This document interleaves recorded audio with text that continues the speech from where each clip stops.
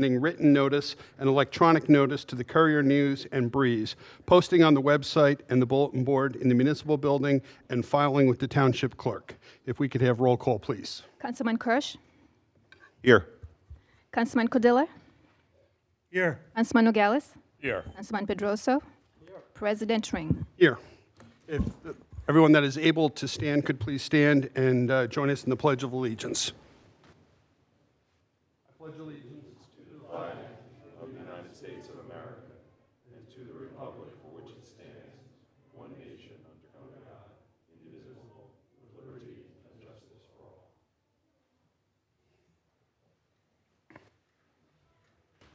All right. I believe we have some minutes for approval. Anyone have any? Mr. President, I provided a limited number of edits offline, which I believe have been integrated. So unless there are others, I'll make a motion to approve the February 1st minutes as amended. I'll second the motion. Okay. Roll call, please. Councilman Kirsch? Yes. Councilman Codilla? Yes. Councilman Nogales? Yes. Councilman Pedroso? President Ring. Yes. And the minutes from the February 1st, 2024 closed session are making their way around for review and approval.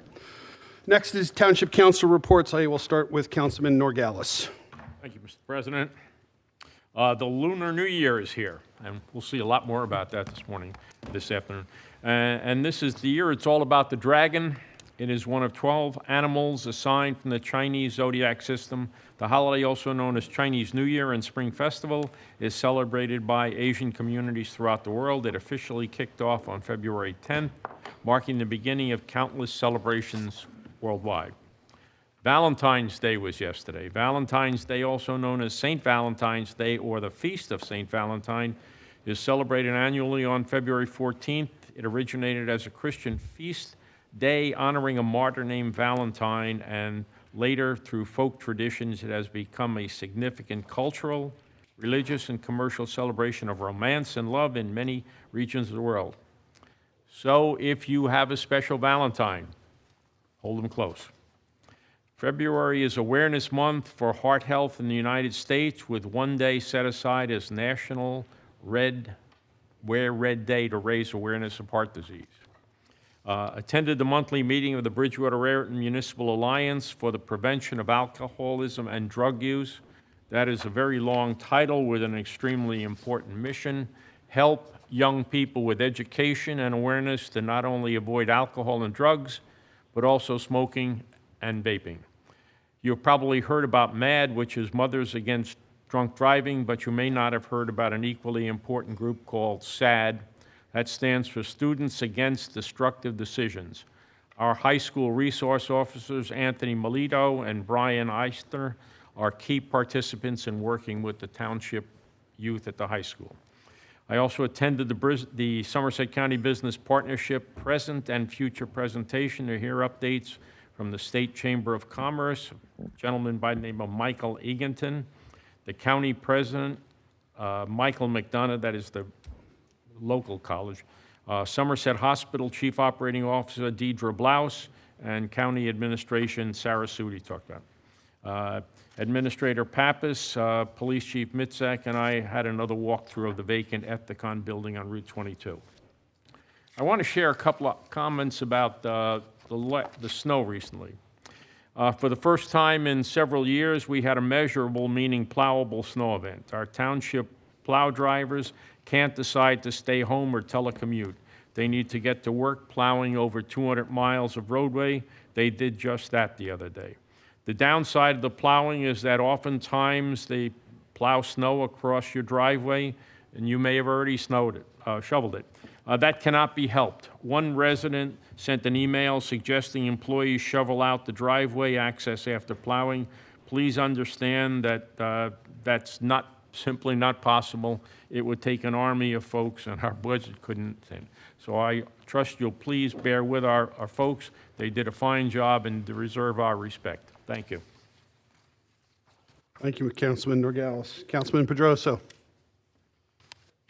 Oh, thank you. I'm not used to going so quickly. Good evening, everybody. It's so nice to see so many faces in our chambers tonight. To those of you that celebrate, certainly want to wish everyone a happy New Year, the Lunar New Year in the Chinese tradition. The Year of the Dragon, how exciting. Yeah, I got to say, of all the years I've been on the council, I've never seen anything on our walls to celebrate anything. So it's quite an honor to the Chinese community to see that on the wall. I wish I knew what it meant. Can you someone tell me what that says? Henry, what does that say? Yeah, it says, the dream, your dreams will come true, and you're gonna step out every year. Also, prosperity, you need fortune every year. Ah, that's wonderful. Can't go wrong with that, so thank Henry, you so you much. framed it right with me in the middle.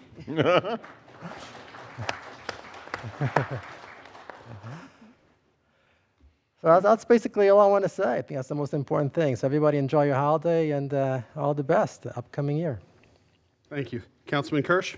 Thank you, Mr. President. We have a full house, a number of items on the agenda that I know are valuable to each of you, so I'll be very brief. On February 6th, I attended an important meeting of the New Jersey Jewish Public Officials Caucus. It was arranged by the New Jersey Jewish Business Alliance, held at Rutgers University at the Hillel. The topic was the rise in anti-Semitism in particular and hate in general in the United States, in New Jersey, and in the communities in these communities around Rutgers University. It was attended by 7 members of the state legislature, 2 senators, 5 assembly members, several mayors, council members, a county commissioner or 2. On behalf of this council, I'm certainly happy to always stand up against hate in all its forms and make it clear through public policy wherever possible and through our voices each and every day that Bridgewater is a tolerant, loving community, and that acts of hate are not going to be tolerated here, no matter who the target seems to be. Later that day, I attended the reorganization meeting of the Planning Board. Maurizio Vesio was named to continue as chairman. Ashley Sikora is the vice chair for the year. The zoning board did not meet because of the snow. And on Sunday, on the 10th, I had the pleasure of attending the Chinese Lunar New Year celebration at the mall. I know several of the people in the audience were there as well. There was an area where there were some tables and basically a fair, for lack of a better phrase, with some local organizations. And then the focus was a celebration right in the center of the mall. So during the years I've been on council, Chinese Lunar New Year has been celebrated. I can recall it being at the high school. I can recall it being out in our courtyard. It's been a few other places. It's now been at the mall, and I would dare to say that it was such a rousing success with thousands of 1,000 or more people participating, I would say, that it probably has found a home. And I know the mall is a great partner on events like this, and certainly happy to celebrate last Sunday at the beginning of the holiday, and certainly tonight as part of our festivities. And that's my report. Thank you. Councilman Cardilla? First of all, and most important, I'd like to welcome everybody to our meeting tonight. It's great to see a crowd. It truly is. Usually we're here talking to chairs. Certainly wish everybody well, and you're going to be given the opportunity to a great event, and that is to see a new police officer being sworn in this evening. Alex, Jason, congratulations. This is the biggest crowd I've seen, to be honest with you. This is a good start. As far as my actual report goes, I'd certainly like to comment on the job that Public Works has done this past week with the snow removal. They did a very nice job. And also, there's an important event coming up this Saturday, the 17th. In Bridgewater, it's the fire district elections. I would ask that all the voters in Bridgewater Township, if you would please take the time to go to your local firehouse from 2 to 9 and vote on the fire district budget and appointing commissioners. I feel that, I'd just like to say that in Bridgewater Township, I offer the opinion that we are very fortunate to have the volunteer fire departments and the level of activity that we have, and voting on the budgets on Saturday helps support those firemen and the equipment and the services that they provide. So please get out and vote. Thank you. Thank you, sir. Recently attended through the business partnership a State of the State Business Climate event that was featured a speaker from New Jersey Business Industry Association, just talking about the overall business climate in the state. A lot of different things discussed, but one of the key messages that a lot of conversation around is the state of New Jersey compared to many other states is not tax friendly. Our tax rate is much higher. State of Pennsylvania, I guess, is in the process of trying to lower their business tax substantially and trying to compete. So hopefully New Jersey can maintain a competitive advantage there. I also attended the event at the mall this past Saturday for the Chinese New Year, the Lunar Year. And as Councilman Kirsch said, many of those folks are here, and I congratulate them on a very successful event. But it was a well-attended event, even drawing U.S. congressmen, state senator, and multiple state assemblymen. So kudos to them on a well-done event. And then earlier today, the Bridgewater Township Office of Emergency Management hosted the Local Emergency Management Council quarterly meeting. And that is my report. Mr. Pappas, anything from the mayor? Yes, sir. Thank you. On behalf of Mayor Mensch, want to offer congratulations to Mr. Jason for joining the police department. Wish you well. I have a couple of documents I just want to distribute to the council. The first is a memo from Mr. Schimpf, the superintendent of public works, that outlines some of the interesting statistics about the snow event that was mentioned earlier. And that is available for you to review, and certainly if you have any questions.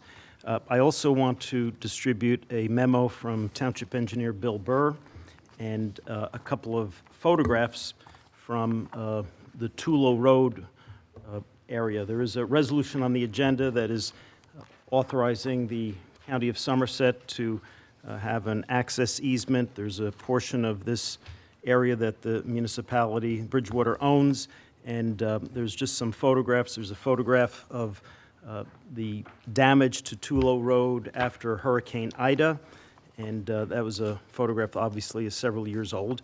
And then there's another document that shows a couple of different photographs and the actual location of the bridge for the council's information. And that is all that I have. Thank you.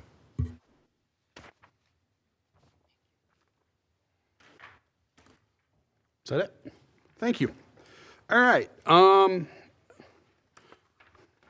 Apologize, I'm getting handouts, but I know many folks are here for some of the special items on our agenda this evening, so we will move right along. I would invite Chief Mitzak up to the podium.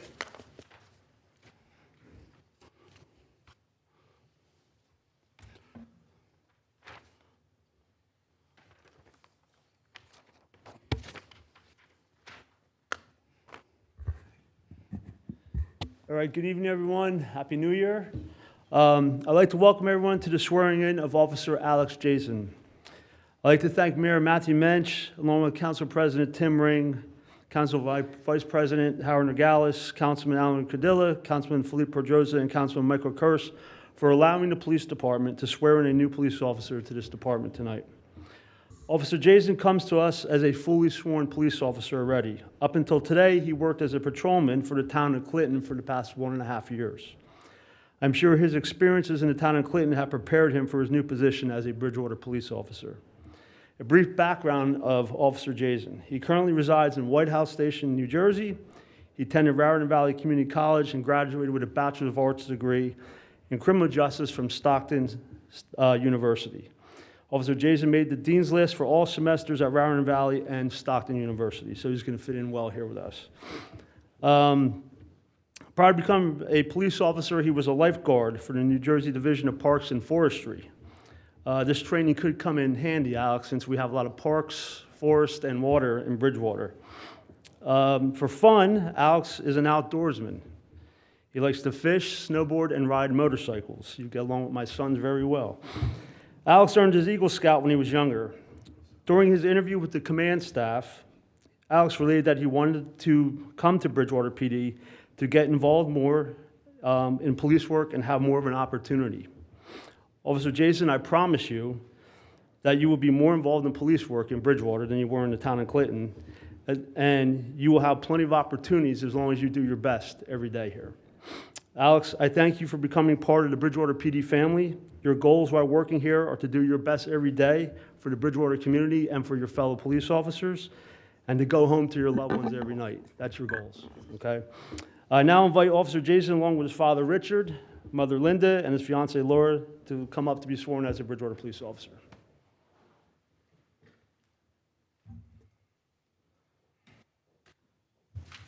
All right, we get the councilman down here to do his job.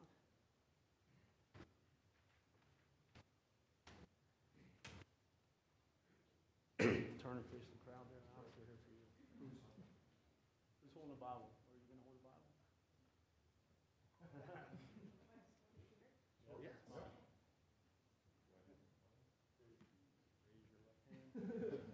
Raise your left hand. You're going to repeat after me. I state your name. I, Alex Jason, Do solemnly swear do solemnly swear that I will support the Constitution of the United States that I will support the Constitution of the United States and the Constitution of the State of New Jersey, and the Constitution of the State of New Jersey, and that I will bear true faith and allegiance to the same that I will bear true faith and allegiance to the same, and to the governments established in the United States and to the governments established in the United States and in this state under the authority of the people, and in this state under the authority of the people, and that I will faithfully, impartially, and justly and that I will faithfully, impartially, and justly perform all the duties of Bridgewater Township Police Officer perform all the duties of Bridgewater Township Police Officer according to the best of my ability, according to the best of my ability, so help me God. so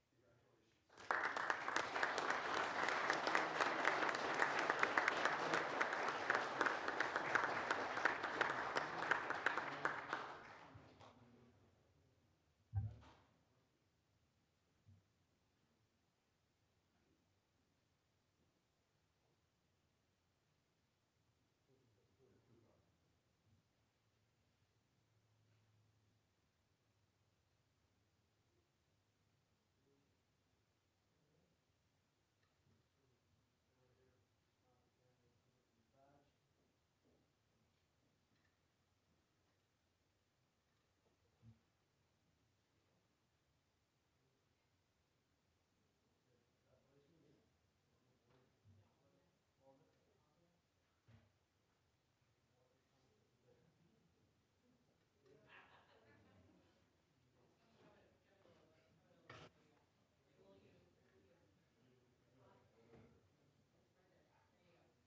Congratulations. Just listen to Suzanne, nobody will get hurt.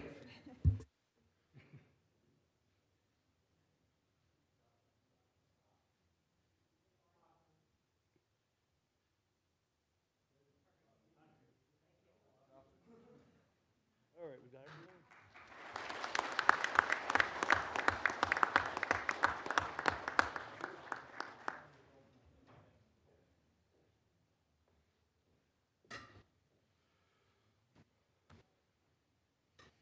All right.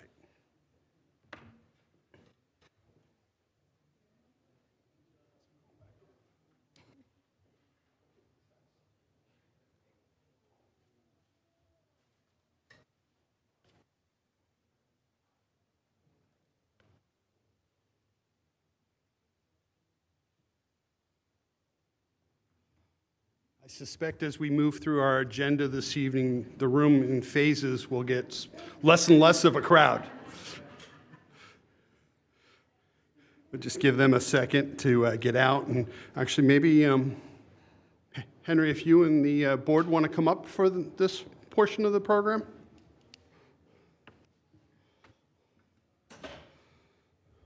Feel free.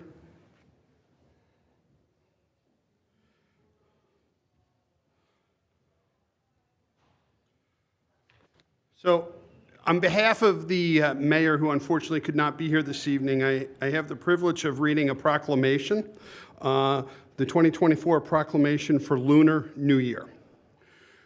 Whereas the Chinese Lunar New Year, also known as the Spring Festival, is a time-honored celebration observed by millions around the world, marking the beginning of the lunar calendar with festivities that symbolize hope, renewal, and promise of a prosperous future. And whereas the Township of Bridgewater values the rich cultural diversity within our community and recognizes the importance of fostering understanding and appreciation for the traditions and customs of our residents, and whereas Chinese Lunar New Year is celebrated by a variety of activities such as large family meals, the burning of incense to honor ancestors, setting off fireworks, legal ones, right? Yeah. Okay. And gifting money to children in traditional red envelopes. And whereas the Bridgewater Chinese American Association has played a significant role in organizing events and activities that celebrate the Chinese Lunar New Year, allowing residents to come together in festive observance. And whereas the contributions of the Bridgewater Chinese American Association have had a very positive impact on promoting cultural awareness, building bridges of understanding, and fostering a sense of community pride. And whereas the Chinese Lunar New Year celebrates the transition into a new zodiac sign, and this year, 2024, ushers in the year of the dragon. Now, therefore, be resolved that I, Matthew C. Mensch, Mayor of the Township of Bridgewater, do hereby proclaim 2024 as the Year of the Dragon in accordance with the Chinese Lunar New Year in our township. I commend the Bridgewater Chinese American Association for their dedication to preserving and sharing the traditions of the Chinese Lunar New Year, and I extend my sincere appreciation for their efforts in promoting cultural understanding and harmony within our diverse community. Signed by Mayor Matthew C. Mensch and each of the council members. So, on behalf of the township, I present this to you, Henry. Thank you.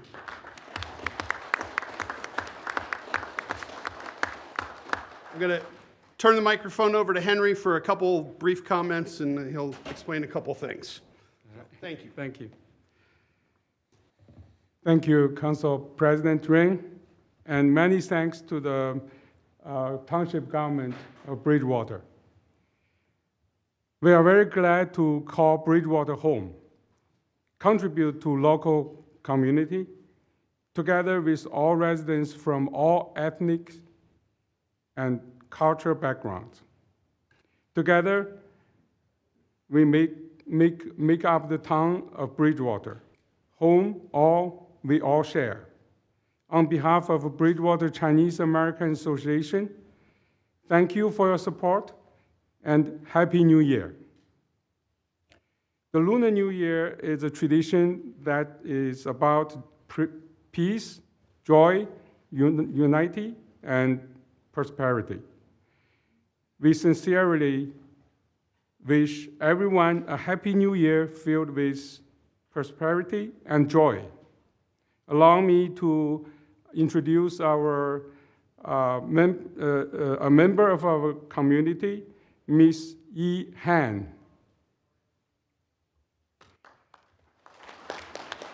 To present calligraphy artwork as a symbol of our New Year wish. I also like to invite a youth member of the community, an inspiring pianist, to perform, come please, Philip, to perform a fashion form of traditional Chinese music, 彩云追月, Silver Cloud Chasing the Moon. It's a traditional Oriental melody arranged on a traditional Western instrument, East meet West, a perfect tune and harmony. Please welcome Ms. Han and Philip.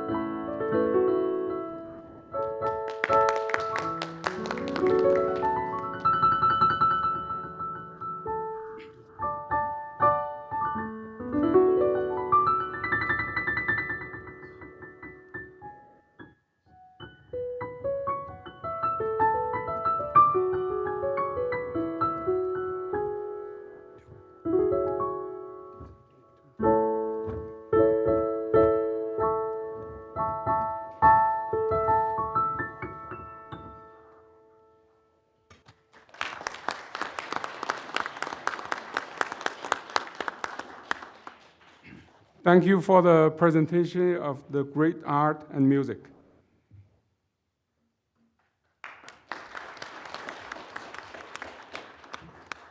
So this one is lock. Okay. It's a different form, same word, but different form. Yeah, it's blessing. And this one is a dragon. So, year of dragon. So here we would like to present this to our council president as a little gift.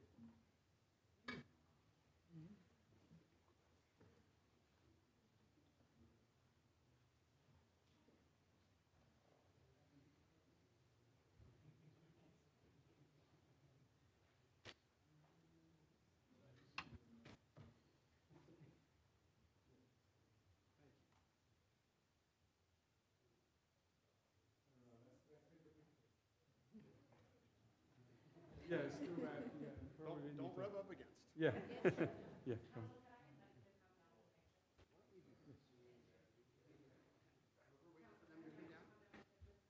Henry, I'm going to move this.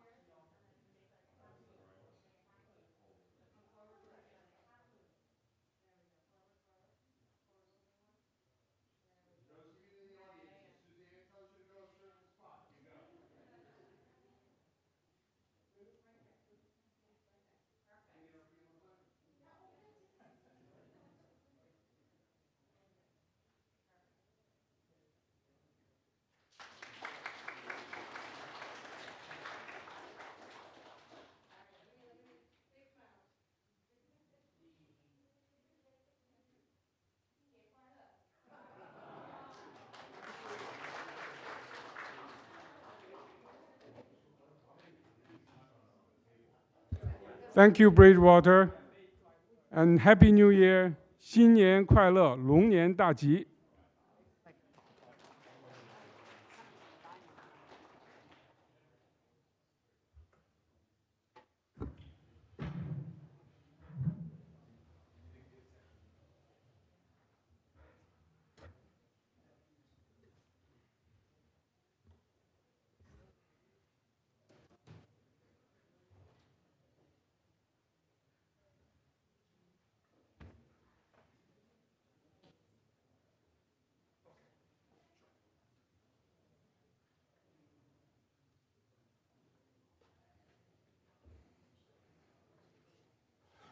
Where did Henry go?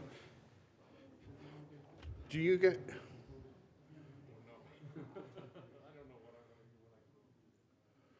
I'm just going to give it a minute or two to let them collect their stuff.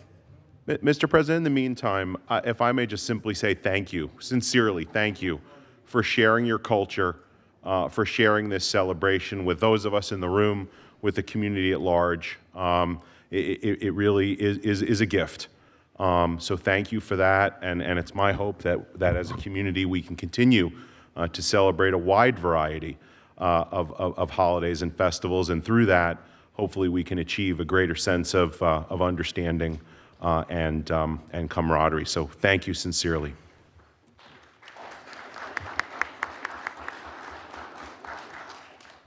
Well said, Councilman. Do you guys want to move the piano now, or do you want to do it at the end?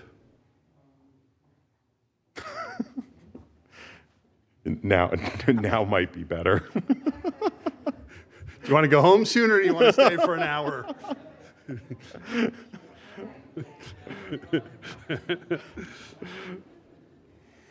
You can also come back tomorrow, too. You want to do it now?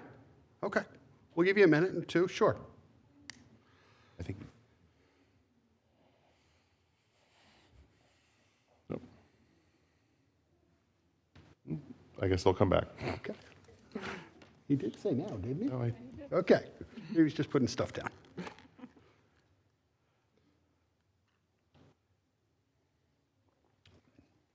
All right. So we are going to, next item is meeting open to the public. I just want to, I guess before we do that, just so everyone is aware what my intentions are following the meeting open to the public, I believe that, we sit here representing the residents of Bridgewater and working for the people, and obviously I can see a large group here that I suspect I know which item on our agenda you are here for tonight. So out of respect for you, I'm actually going to make a motion to modify our agenda to move item 12F, the grant application, to occur immediately after item 10, the meeting open to the public.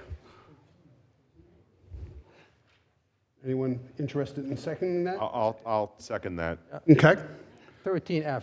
13. I'm sorry, 13F. My apology. Thank you. So the motion is to move 13F to immediately following the meeting open to the public. Can we have a roll call, please? You just do A's and A's. Can we do it with A's? I think you have discretion. Okay. Yeah, you I can, think the council president has discretion to move. no, he doesn't. No? To amend your agenda, you have to, yes. Once it's published. All those in favor? Aye. Any opposed? All right. So we're going to open the meeting to the public. If anyone does want to speak on that resolution, this would be the opportunity to speak about it. And members of the public wishing to address the council on any matter whatsoever will be allowed 2 minutes to speak unless there are unusual circumstances.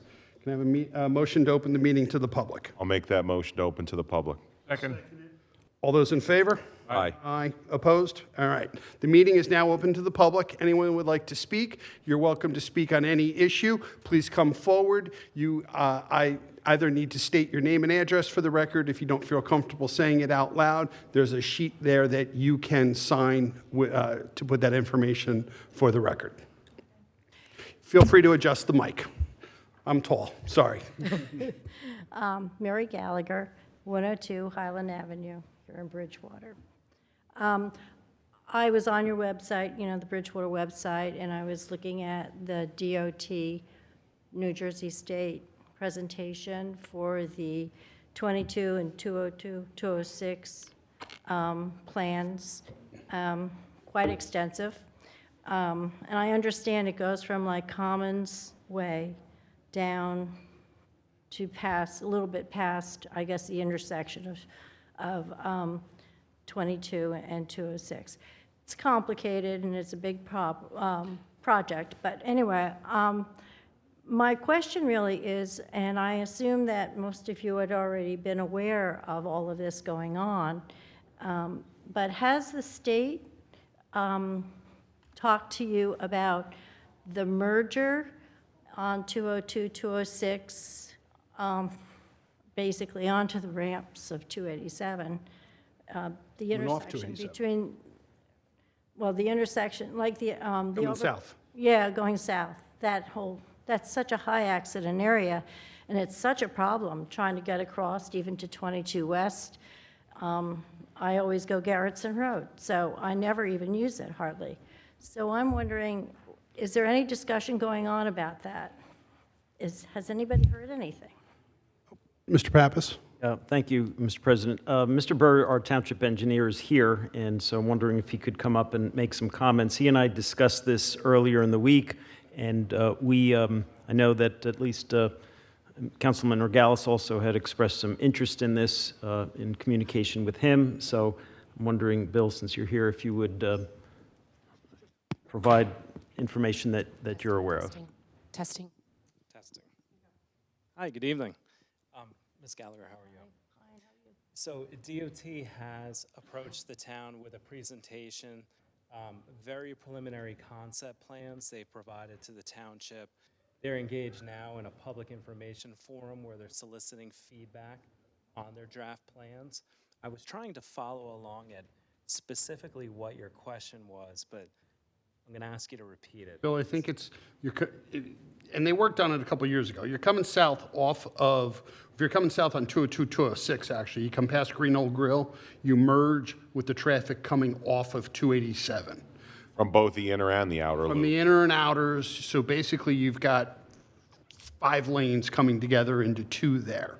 Spend any time, take a ride through that area between like 4:30 and 6 o'clock, and you will fully understand Mrs. Gallagher's comments. I will take a look at that to see the extent. Yeah. Now, they did, this, yep, a few years ago. What I never understood is why a state exit ramps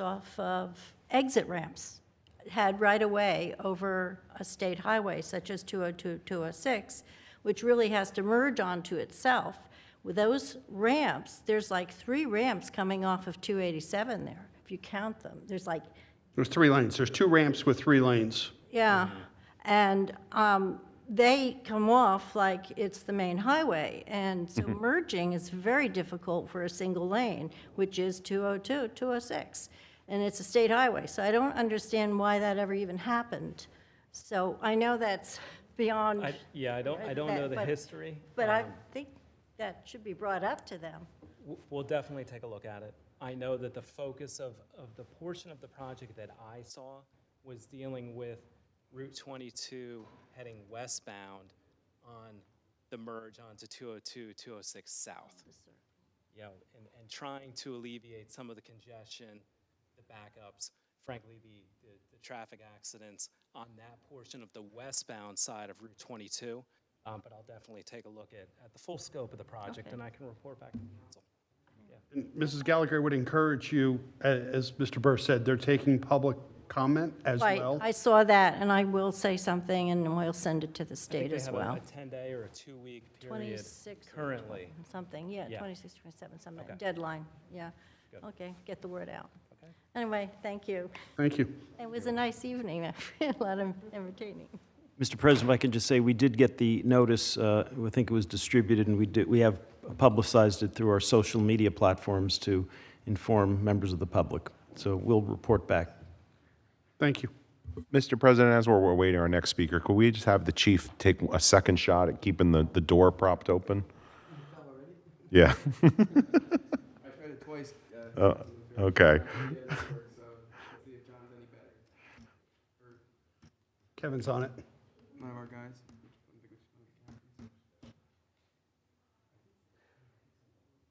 Okay. Any other member of the public wish to come forward to comment? Move to close public input. I'll second. All those in favor? Aye. Aye. Opposed? All right. With that, as I mentioned, we are going to move to 13F, which is authorizing submission of a grant application to the New Jersey Department of Community Affairs for the Local Recreational Improvement Grant, the David and Philip Miller Park, in an amount up to $100,000 with a 5% cash match for the total project award. The 5% cash match will be funded through the state open space, through the Open Space Fund. This is a grant we've applied to this grant previously and been successful with it. I understand the proceeds of this are to make some improvements to the park. I apologize, I had some notes, but did you want to comment further, Mr. Pappas? I think Councilman Norgalis wanted to first, and then I will.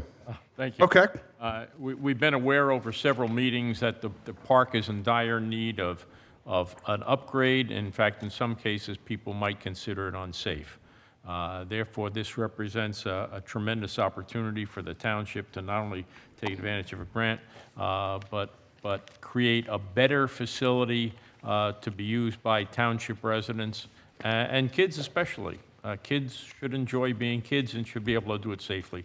So unless there are other comments, I would move the adoption of this one. I will gladly second it. Just a brief comment. This is a competitive grant. The Local Recreation Improvement Grant is competitive. It's designed to support improvements, repair of public recreation facilities, including parks. So to that point, I think, obviously we have a large presence here from the public, and I think them being part of this and showing support to the state will be very instrumental in hopefully getting us a successful grant application. I know there's a lot of efforts. We last year did some things through Mr. Murdoch's foundation to try and move some stuff forward in the park, and I think this grant application will greatly accelerate that process. So I'm happy to second it. So roll call, please. Councilman, I'm sorry, does anyone else have any comments before we do a roll call? Just kind of echoing on your comments, it is a competitive grant. If there's anything that we can do to help make that be successful, let me know, let us know. Maybe it could be a community petition or something, I don't know, just thinking of ways that can kind of push this along. However we can help get the word out, let us know. Any other comments? All right, roll call, please. Councilman Kirsch? Yes. Councilman Codilla?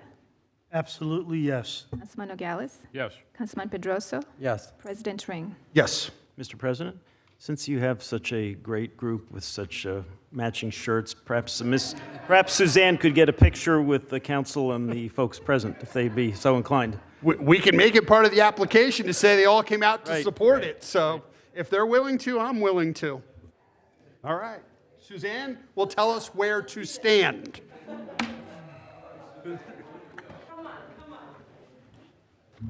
Here, hold on.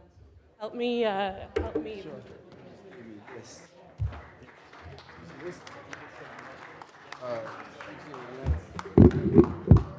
damning. All right. I knew it would be bad. I didn't think it would be that bad. So.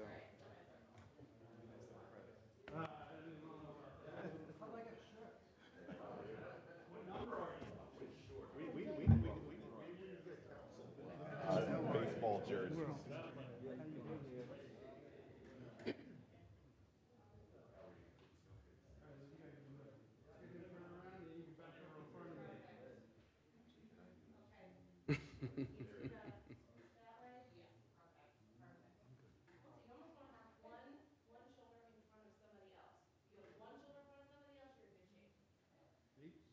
Don't argue with her. Yeah, don't make them like her. So, what is that? Does that one say dragon? I want the one that says dragon. I gotta ask Jan. Henry's gone.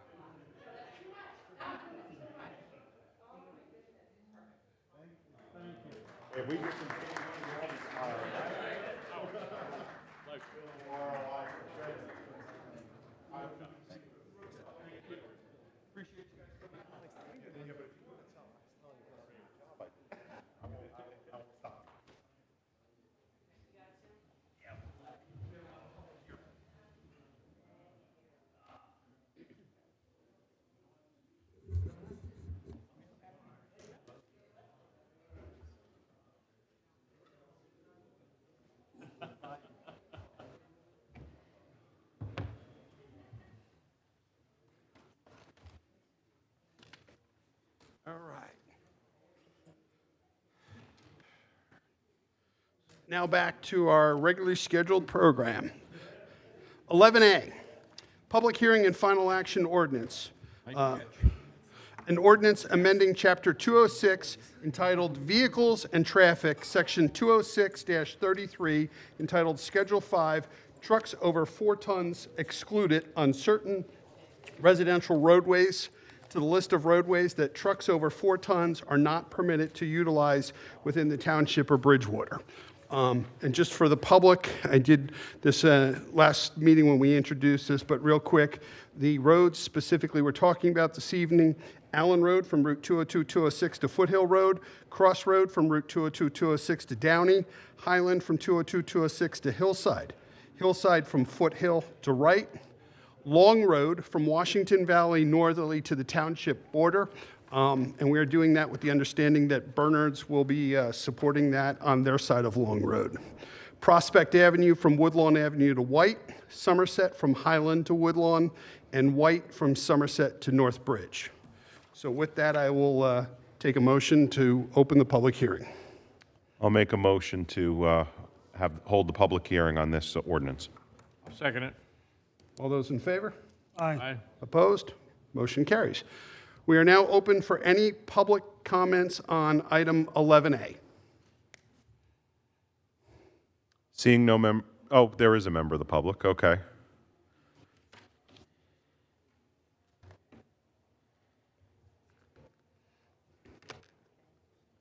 Mary Gallagher, 102 Highland Avenue.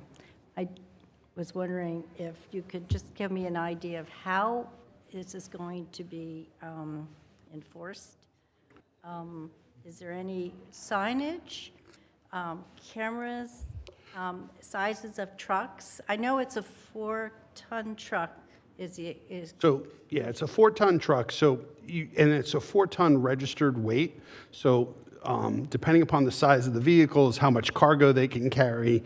It's not what they're actually carrying, it's what the registered vehicle weight is. I know Chief Mitzak's here, but it would be his officers that would be responsible for enforcing it. Signs would be posted, yes. I know you're asking about some of the other streets, but Long Road, that was one of the things in discussion with Bernard's Township, because that road is half in one town and half in another, and if we put signs up on our half, trucks are going to come down the road, oh, I can't go any further, try to turn around on the road to go back the other way out through Bernard's. So we worked with them for that purpose. So yes, signage. Also understand, though, you ever see the Home Depot flatbed tractor trailers that make deliveries?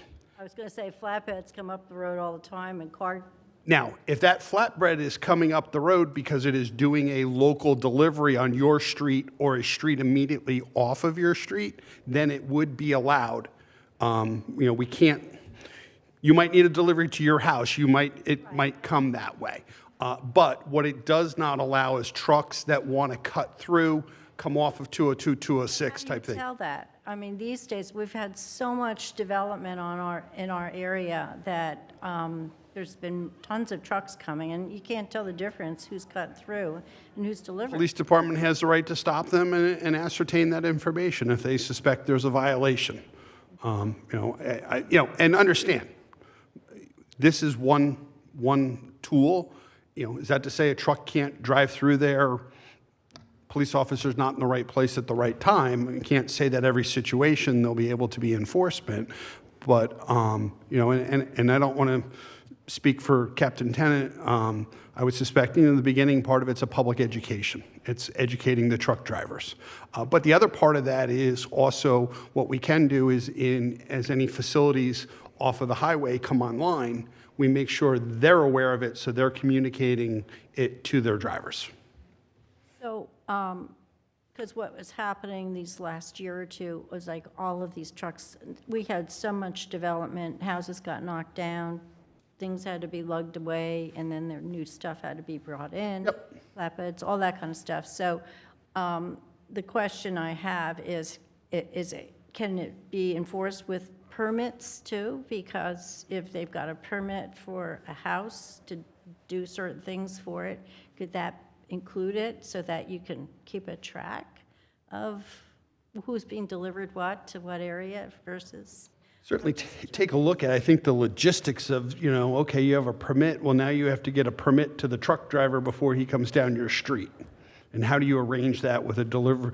I have a hard enough time when I get deliveries and they say I'm coming between 8 and 2 and they don't show up till, It was just constant. This Yep. Don't forget, we have spontaneous deliveries, whether it's FedEx, UPS. Those are smaller trucks, though. Oil I'm truck. talking like big Oh, no, flatbeds with they're- lumber and bricks and.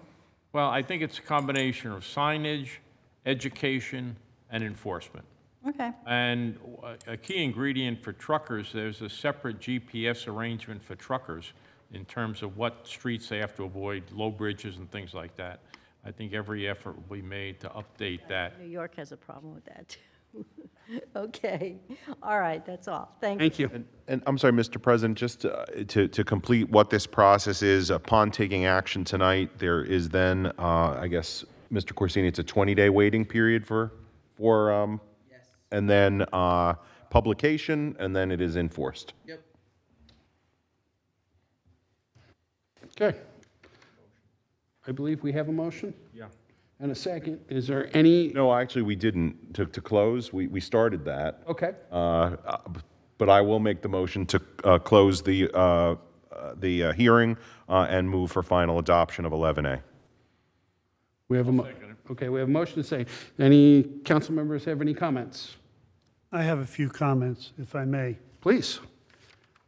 While I absolutely do support the ordinance, in our last, when it was introduced, I expressed concerns about the enforcement of this ordinance. I don't doubt our police department's ability to enforce things or whatever, and I do realize that it's a matter of timing, who, what, and where, and what goes on. But along with that, I had asked if there's any, to support this even stronger, was to look at the Van Vechten Road, Findorn Avenue to Van Vechten Road, and get that open to the old Egan property. And in listening this evening, we've had discussion with Bernard's about Long Road, and my question is, have we had any discussions with county regarding Van Vechten? May I? Absolutely. Absolutely. Just so you're aware, Councilman Cardillo, the discussions with Bernard's was something I initiated and took on myself to help move this forward. But please, Mr. Pappas. When Mr. Burr is here, I'm going to have him follow up after I make a couple of initial comments. So Councilman Cardillo had this suggestion many months ago about how we could perhaps permanently solve the issue with truck traffic on some of the roads in the Findorn section. And so we began to explore options. Mr. Burr and Mr. Schimpf actually did a field trip, which he can speak to. We discovered there were a number of both publicly held and privately held parcels of land that would have to be become a part of the solution. There are some perhaps wet areas, and Mr. Corsini's office was given a file and began to look at what legal impediments that there might be to accessing, creating an extension of Van Vechten Road. So we have done that research up until now, and Mr. Burr and I actually just met about this recently, and he has a kind of a next step concurrent with what Mr. Corsini's office is undertaking. Bill? So, as Mike mentioned, we started looking at this several weeks ago, actually re-looking at it several weeks ago. And what we've come up with is we've started laying out an outline for a feasibility study, in a sense, of identifying, as Mike alluded to, all of the hurdles, so to speak, that we would need to get past in order to bring this to fruition. So we started putting that outline together.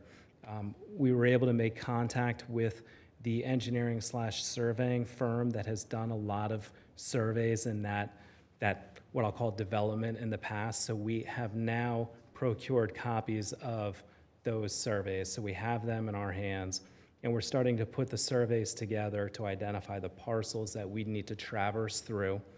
As Mike alluded to, there's county property. I have to confirm if there's Green Acres property back there. I don't know that for sure. There's wetlands. There's an existing detention basin. So there are some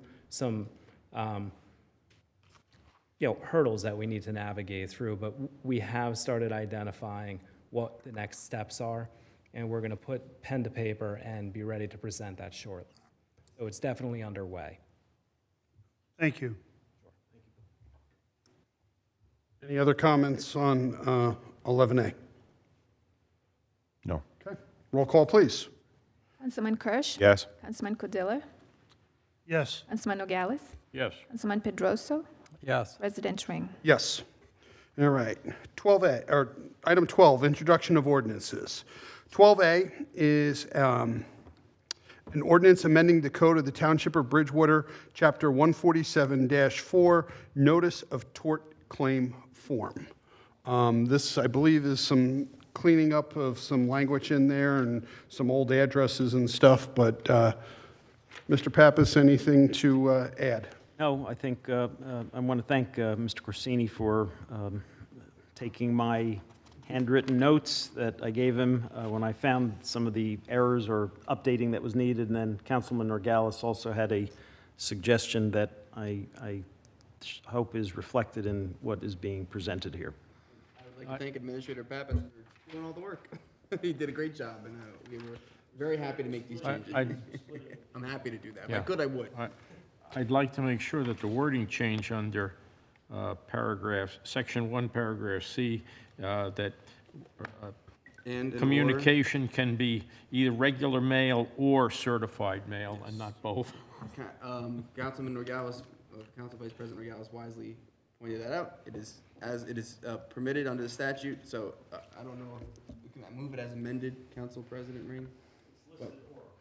Oh, it's been changed already. It's been changed. Oh, already. So okay, it it is wasn't on my copy. Full Okay. speed ahead then. That's fine, okay. Yeah. We did look at that yesterday, Thank you. Howard, and it was an excellent catch. Any other comments? I'll move 12A. I'll second it. Roll call, please. Councilman Kirsch? Yes. Councilman Kudilla? Yes. Councilman Nogales? Yes. Councilman Pedroso? Yes. President Ring? Yes. And if we could set public hearing? Yes, final action is scheduled for March 7, 2024, here at 7:30 p.m. Public inspection of this ordinance is available on Township website, the bulletin board, and through the clerk's office. All right. 12B, bond ordinance providing an appropriation of $8 million for various road improvements, including but not limited to Acorn Drive, Jamestown Road, Berwick Drive, North Avenue, Candlewick Lane, Love Road, Starview Way, Lakeview Drive, Somerset Avenue, Birch Hill Drive, and Perrine Road, including curbing, milling, paving, drainage, sewer, and other miscellaneous improvements and various road overlays throughout the township in and by the township of Bridgewater in the county of Somerset, New Jersey, and authorizing the issuance of $7,600,000 bonds or notes of the township for financing part of the appropriation. This is for our year 4 of our annual road project. Anything to add, Mr. Pappas? I do not. I'm here to respond to any questions. Mr. Burr is here as well. Okay. Any questions or comments? Well, I'll make a motion, and then once we have a motion a second, I have some brief comments to make. Okay. So I'll make a motion to introduce 12B. I'll second the motion. Okay, we have a motion and a second. You wanted to comment, Councilman Kirsch? Yes, please. So as pointed out, this is the 4th year of a 5-year commitment that this council made. As part of the mayor's commitment to dramatically improve what had been a poor overall condition of our roads. I'm very proud of this as an accomplishment through year 3, that we have made substantial progress. Paving, I believe the number is now over 200 roads. This will bring that number even higher. This is obviously a substantial commitment of money and future monies because a significant portion is being borrowed. But I do believe it is a wise investment. It's a necessary investment. We've been assured, the Budget and Finance Committee, which is Council President Ring and myself, we've been assured that while the budget is still coming together, that we should be able to comfortably absorb not only the previous year's commitments as part of this program, but the 5% down payment that is required through this action, and that the net result is we are investing on behalf of this community. We are overcoming what had been many, many years of neglect, insufficient investment, and we are hopefully now ahead of this wave and are at a point where in the future we will be looking more at cheaper standard maintenance of our roads and not the thorough rebuilding that we've been subject to in years past. So that's my rationale for moving this ordinance and ultimately voting in favor of it. Any other comments? I have a couple of comments. Consistently with what I've stated, yes, at this point, now unfortunately many times before, I'm not a big fan of approving an $8 million bond before we know the state of the township when it comes to its financial condition, and we don't have a budget. More perplexing and concerning to me, I guess I could say more alarming, is the fact that yesterday the council received a memo from Mr. Pappas with a subject of budget outlook, and that outlook was a little bit gloomy in the sense that the township is apparently entering a difficult budget year. One-time cash infusions are not expected. Property assessments are not expected to go up, and expenses are going up.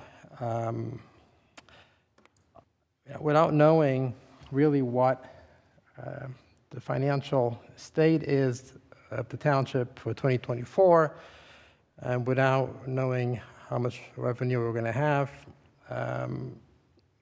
I don't think it's right to approve a bond without really knowing these things.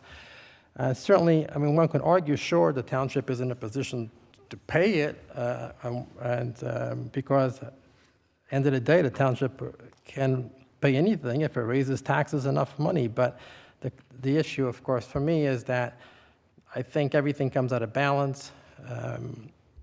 If the residents are going to pay, higher taxes, what is that amount going to be?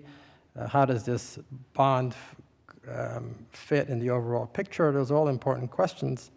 And although I support the road plan, and I support in principle the idea that we should fix our roads, I don't think that it's proper to just blindly approve something because there was a commitment made to it 4 years ago. I think every year that commitment needs to be reassessed as to what the state of the township is financially, how much we can afford, what is the proper debt amount to add to the township. All these things need to be asked year over year. I mean, the state of the finances 4 years ago certainly is different than it is today, as it is year over year for the township, for residents, for their household budgets, for everybody's budget. I mean, things change year over year. So without having a budget for 2024, I just can't not in good faith support entering into $8 million debt for the township. So I will vote no. Any other comments? Roll call, please. Councilman Kirsch? Yes. Councilman Cordilla? Yes. Councilman Nogales? Yes. Councilman Pedroso? No. President Ring? Yes. We could set public hearing. Sure. Final action is scheduled for March 7, 2024 at 7:30 p.m. here in the municipal courtroom. Public inspection of this ordinance is available on the township website, the bulletin board, and through the clerk's office. Just for the record, if we do happen to have a budget before we vote on the approval of the ordinance, I will certainly reconsider my position if we do have a budget. Well, there's no way to have a budget in 3 weeks. That's up to the administration. Okay. Thank you for your comment, sir. I appreciate it. Moving on, 13A, resolution authorizing the execution of a vending machine concession to the Bridgewater Policemen's Benevolent Association number 174 for one vending machine at Kidd Street Park Playground. Very briefly, I know we did something similar to this last year for vending machines in the building. These are things that do not even rise to the necessity for contracts and actions by this group, but given the relationship between the town and the PBA, there was a recommendation that we should approve this. So, resolution for one vending machine outside for a 5-year period. I'll move 13A. I'll second it. Roll call? Councilman Kirsch? Yes. Councilman Cordilla? Yes. Councilman Nogales? Yes. Councilman Pedroso? Yes. President Ring? Yes. 13B, authorizing a 4-year lease purchase financing agreement in the amount not to exceed $107,328.19 annually for the total financing of $472,684.32 for the acquisition of 8 patrol cars through Koch 33 Specialized Upfitters, 3810 Hecktown Road, Easton, Pennsylvania 18045.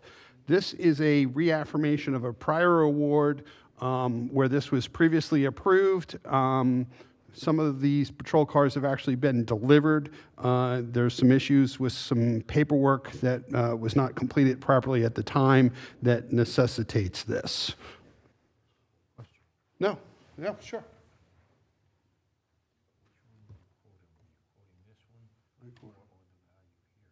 I quoted on here. Did I read the wrong one? There seems to be a mismatch on the number. So, okay. All right. So it's, the issue here is it's 5 payments. The first payment's due at the time of delivery, and then it's a 4-year lease. So the amount, yes, I know what you're saying. So just to clarify then, authorizing a 4-year lease purchase financing agreement in the total amount not to exceed $536,640.95, which is the total of the 5 payments for the acquisition of the patrol cars. And again, reaffirmation of a prior award.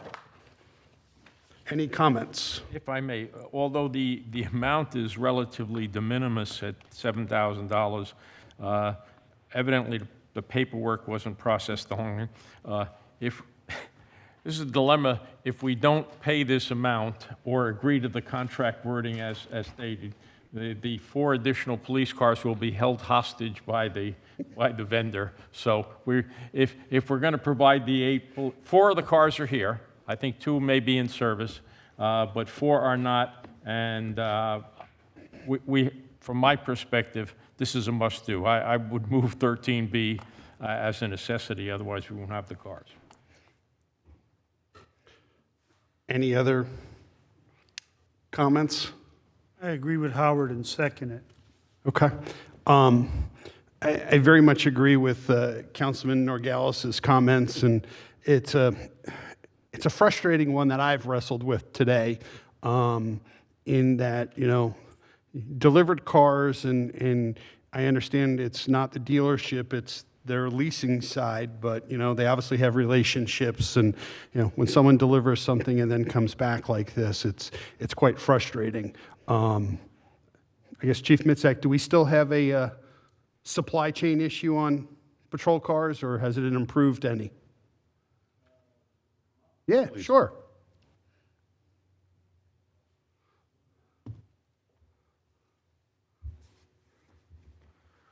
Mr. Council President, I'm going to have to leave. Okay. I hope everything's okay.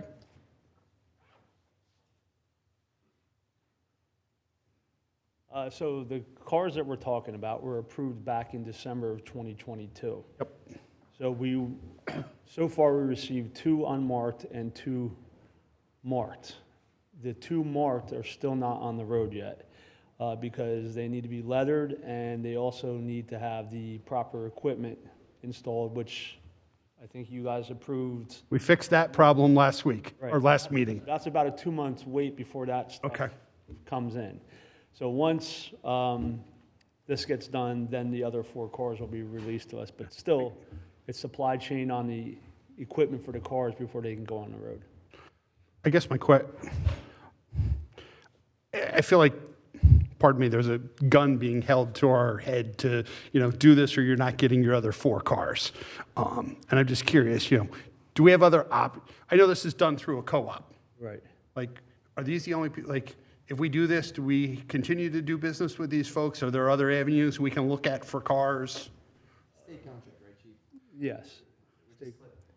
If I can jump in here, we are looking at other options, wouldn't impact these vehicles. The error here is not on the chief's part. Oh, I understand that, yes. And our new purchasing agent found the error, and the chief, and we worked it out in this manner.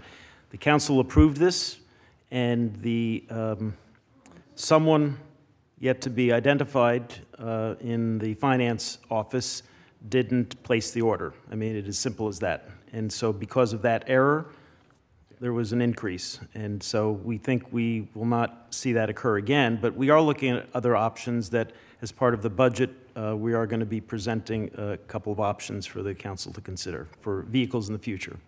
Administrator, speaking of errors, I just made one. Council President was completely right. It is a co-op. The other one we're working on is a state contract. So Yeah, this was the Cranford Police Cooperative Pricing System. Chief can evaluate that one. The chief may want to add to what I've said, but I want you to know that we are looking at options. He and his staff have been very diligent in seeking options that we are looking at that look very favorable financially, but we will be back to the council as part of the budget discussions regarding that for other vehicles. And Mr. Pappas, I'm very happy to hear you say that, because that's really a conversation I was intending to have with you separately, that, in light of our desire to make sure that our township is run in as fiscally prudent a way as possible, I think we always need to be asking, how can we do it better? How can we do it different?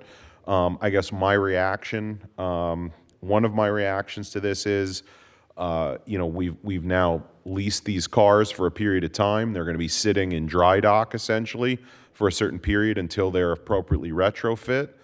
So we're actually potentially not getting our full money's worth out of this lease. So I'm hoping that, through the budget process, through a partnership, Chief, with you and your staff, that we can thoroughly review on a go-forward basis what the a purchase and/or lease of police equipment might look like.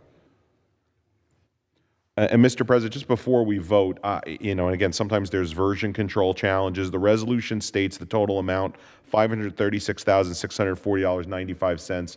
The agenda that I have states cites a different number than that. Just want to make sure that. So what the issue is there's a down payment of $107,328.19 and 4 additional payments. In theory, we're leasing financing the full 536. One is written what the actual 4 payments are moving forward after the down payment. It's like you make a down payment on your car and you get your coupon book of the month for your Because you already paid car, the first one. because you already put your down payment down. One is calculating what the future payments are. One is calculating the total. I think to Councilman Norgalis's point in public transparency, the total amount is $536,640.95. Thank you. Yep. All right, we have a motion, we have a second. Roll call. Councilman Kirsch? Yes. Councilman Cordilla? Yes. Councilman Nogales? Yes. Councilman Pedroso? He left. Oh, President Ring. As much as it pains me, I'm going to vote yes. All right. 13C, authorizing release of performance guarantee for Safari Energy LLC in the amount of $57,754.80 and acceptance of site improvements associated with the installation of solar panels and a canopy on the parking deck of Bridgewater Commons Mall, 400 Commons Way, Bridgewater, New Jersey, 08807, also known as Block 553, Lot 1. This was a private project handled by the mall. This was just in conjunction with their permits in the project. Unless there's any comments, I'll entertain a motion. I'll make that motion. Second. Roll call. Councilman Kirsch? Yes. Councilman Cordilla? Yes. Councilman Nogales? Yes. President Ring. Yes. 13D, authorizing entry into a temporary construction easement not to exceed 18 months with the County of Somerset for a project entitled Replacement of the Somerset County Bridge, number G0907, Tulo Road over West Branch of the Middlebrook. I know Mr. Pappas spoke of this earlier. I don't know if you have anything further to add. I know this project, I think this is still one of the few wooden bridges around. Still a wooden bridge, Sergeant Edwards? Yeah. I remember as a kid, one of the Martinsville fire trucks didn't make it over the bridge. The planks rotted out and the wheels sunk. You remember that, Howard, huh? Yes, I do. It was their old Han. No, he was not on that truck. I'll move 13D. The only thing I would ask, I'll second it. The only thing I would ask with the administration, I know you're going to have some close contact. I think we just need to make sure we also share So it's an interesting situation because you go over the bridge, there's homes. Those homes are also accessible from the south side, but there's a chain there that prevents that. Need to know what the emergency plan is when that bridge is inoperable. Will that gate be open on the cul-de-sac for one, the residents to make it in and out of their driveways, but as well as emergency vehicle access? But I'll second it. Roll call? Actually, just a brief discussion, and I'm just reacting to the memo that was released earlier with some details along with the photo. Obviously, the photo shows that the bridge certainly has outlived its useful life. I guess just a question, in an ideal world, would the bridge have been replaced a couple of years ago before we did Tulo Road and that didn't occur, or like what? We encounter that with the county. There's over in, I think it's the Billion Morton Klein project, there's another bridge that the county is going to replace. We were trying to get them to replace it before we reconstructed the roads. Their schedule wouldn't permit it, and we would have had to delay the paving of those roads probably for a year. And we made the decision to move forward with Mr. Burr speaking to his counterpart at the county, indicating that we want to be involved in monitoring and expect that they would make any improvement needed if they damaged our roadways. And, unless we, would wait for the county's schedule for bridge replacement, we have no control over that. Understood. Now, when you talk about potential damage, is it anticipated that trucks and other equipment coming into that site could cause damage? What's the likely possibility? Well, that, but also just the equipment that's utilized to replace the bridge, the heavy equipment that's used to remove the bridge structure, and any damage that could be realized from that. Okay, but we do have a commitment from the county that the township and particularly local residents will end up with a smooth roadway that includes what we've done as well as what will then be a new bridge. That is what we have conveyed to the county. Their response is not as definitive as we would like, but we will have to monitor it, and we will be involved in any pre-construction meeting, any meetings during construction, and we will monitor it to the best of our ability and expect that they would do the right thing if there's a problem. Okay, thank you. Are we getting another wooden bridge, or are they doing a real bridge? I don't know the answer to that. Do you want a wooden bridge? Sometimes there's advantages to that because it just will limit traffic. Correct. Yeah. But, also what works for our DPW as far as trying to plow and... Right. Yeah. Yeah. So, okay. All right. Roll call? Councilman Kirsch? Yes. Councilman Cordilla? Yes. Councilman Nogales? Yes. President Ring? Yes.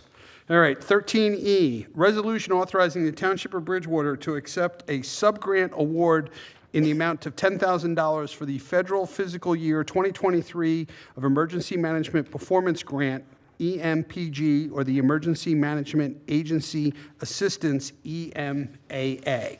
Now, we previously passed a resolution accepting this back in December of 2023. The state apparently rejected our resolution because it didn't have some language that they requested in it, and I've actually compared the two resolutions, and one of the major highlights of the added language is that we are now defining that the 2023 fiscal year runs from July 1st, 2023 to June 30th, 2024 for the state. So, I make a motion, we pass this. I'll second. 13E. roll call? Councilman Kirsch? Yes. Councilman Cordilla? Yes. Councilman Nogales? Yes. President Ring? Yes, and I would be remiss if I did not mention that, this is a grant that we obtain because of the size of our township, but also the work that Sergeant Edwards does. There are certain things that he has to deliver that allows us to receive this grant that if we did not complete those tasks, we would not receive. So thank you, Sergeant. All right. 13F, authorizing submit, oh, we did it. See, I said the room was going to thin out little by little. Yeah. You too. That's fine. We get to talk to, what'd you say, Alan? We talk to the chairs? Yeah, and they answer back. All right. Always comes back. 13G, a place-to-place transfer of plenary retail distribution liquor license number 1806-44-045-001 belonging to Bhagavath Singh Kathrashu of Bridgewater Wines LLC, trade name Liquor Cave, with a mailing address of 674 U.S. Highway 202-206, Suite 4, Bridgewater, New Jersey 08807, from pocket status to premises to be situated at 309 U.S. Highway 202-206, Bridgewater, New Jersey, with a new license number of 1806-1806-44-045-002. This is the liquor license we sold last year. It's been in pocket status, and the state has approved. We are the, as I understand it, the last piece in the process. Us approving this will allow them to actually begin to operate a liquor store. The address is consistent with the shopping complex at the Somerville Circle, and I believe the Courier actually had an article on this today. So, Move 13G. I'll second it. roll call? Councilman Kirsch? Yes. Councilman Cordilla? Yes. Councilman Nogales? Yes. President Ring? Yes.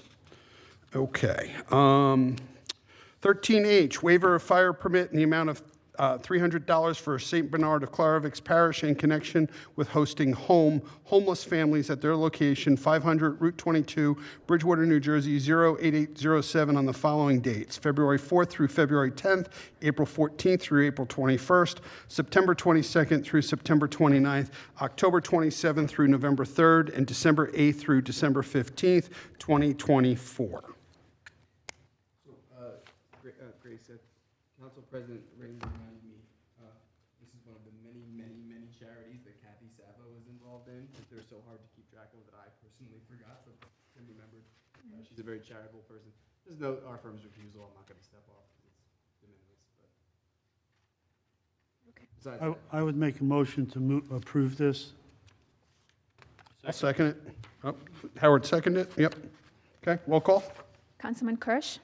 Yes. Councilman Cordilla? Yes. Councilman Nogales? Yes. President Ring? Yes. All right. That concludes the public portion of our meeting. We are going to have a closed session tonight, which members of the public will not be allowed to participate in, but be it resolved, the Bridgewater Township Council, that this body will now hold a closed meeting to discuss litigation, two topics, 1200 Route 22 and the Hussein matter. One, and if the matters discussed become public record, this will be made known to the public at that time. The public is excluded from said meeting, and further notice therefore is dispensed with all in accordance of Section 8 and 4A of the Open Public Meetings Act. Assume no action after the meeting. No action after the meeting. We need a motion. I'll make that motion. Second. We have a motion, we have a second. All those in favor? Aye. Opposed? Motion carries. We are now in closed session. We will just give Mr. Pappas a minute. Lucy, did you want to take the piano?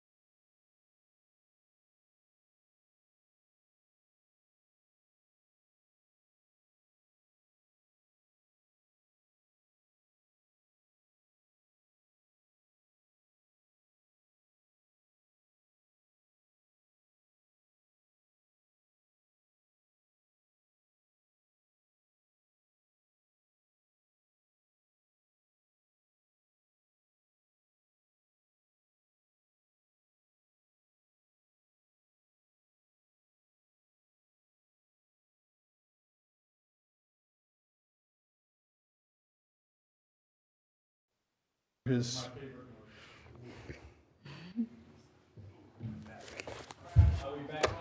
Lucy's in the conference room waiting to pick up her piano, by the way.